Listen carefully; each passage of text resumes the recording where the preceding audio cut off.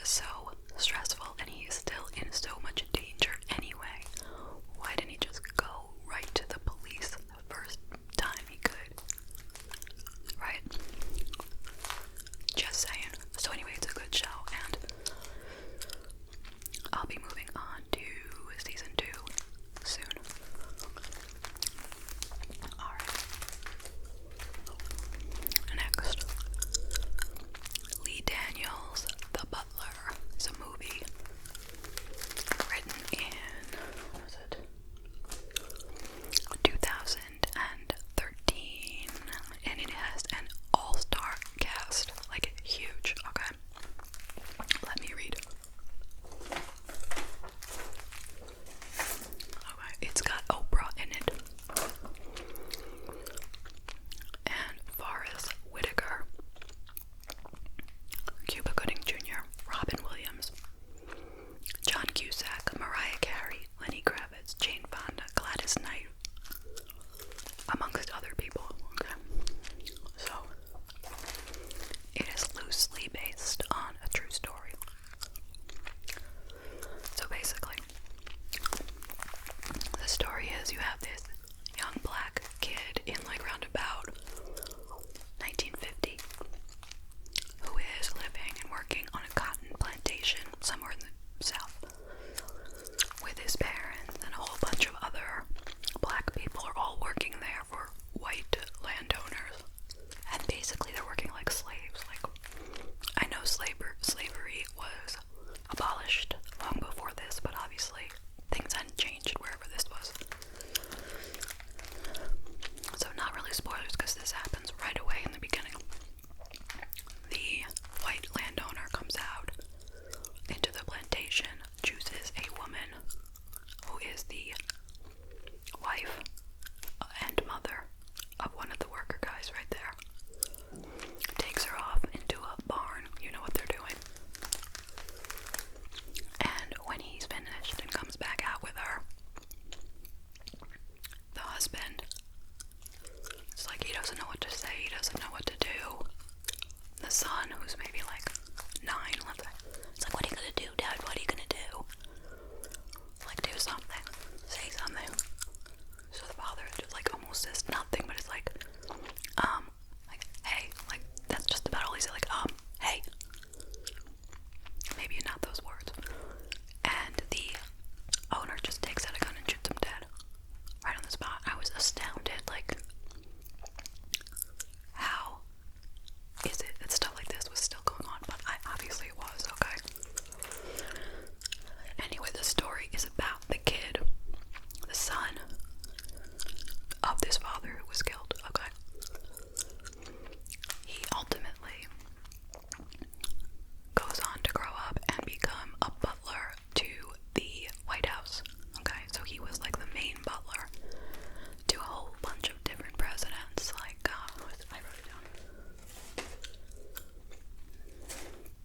From 1952 to 86, he was working for different presidents. You know, as the presidents kept changing, he stayed on as their butler. And you will learn a lot by watching this. I think the first president that he worked for was Eisenhower. I think. And the final president he worked for was Reagan. And it's kind of like he learned that the best way to, keep your job and be a respectable employee is to not talk about politics ever, like not really say anything, just be like a blank neutral slate all the time. To be able to stand there and listen to people talking racist stuff around him and just act like it's nothing, Like when you're serving people food, you should not speak to them unless they speak to you. You try to want to act invisible. So anyway, that was the type of person that he learned to be. And yet his eldest son was like the opposite and was not happy with his father. He became one of these like freedom rider.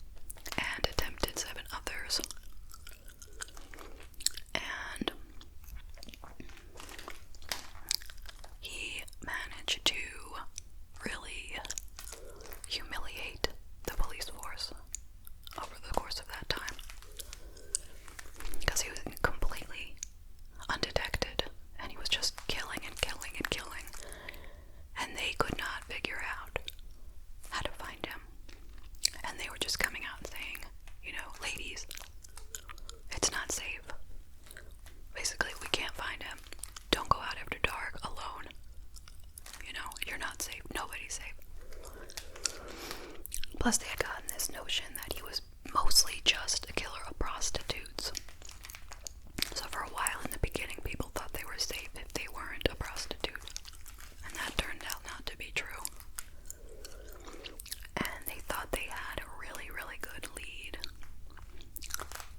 And they told everybody that this guy has a Geordie accent, Geordie.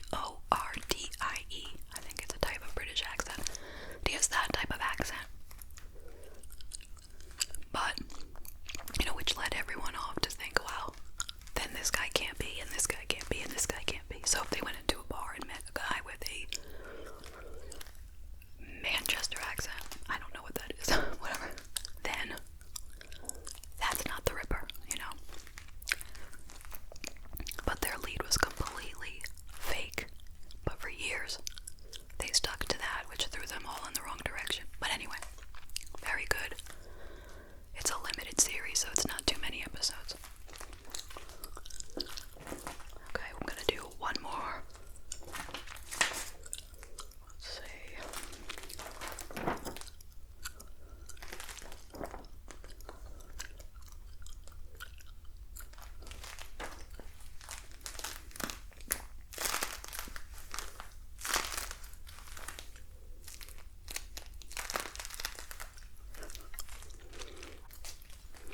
Okay, there is a movie called Arthropob from 2017. It's got the actor from Atypical. His name is Keir Gilchrist or Chilchrist. I'm not sure how you say it. So anyway, the movie is about two high school grads. They just graduated. Like, it's June, they just graduated from high school. And this boy, who's basically the, like one of those smart kids, geek, that type. He's on his way to go to MIT. And this popular girl, she's going to community college. And they happen to meet. And they hit it off for whatever reason, because high school is over, so you don't have to worry so much about who fits into a clique and what, But he gets into like an obsessive, stalking, violent kind of a way, And he even decides he's not gonna go to MIT. Can you believe that? You know how hard it is to get into MIT. I know people who seem like they are the smartest possible person in the world, and they don't get into MIT. Anyway, this is fiction, but still. So he contacts MIT, he says, I'm not going. I'm going to go to community college with my girlfriend.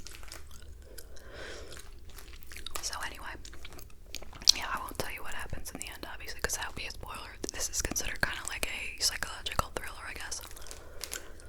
So it's entertaining. But it's kind of, like a little bit cringy. Because the actor, I don't know, it's just something not sexual about him. You know what I mean? Like, you'll know what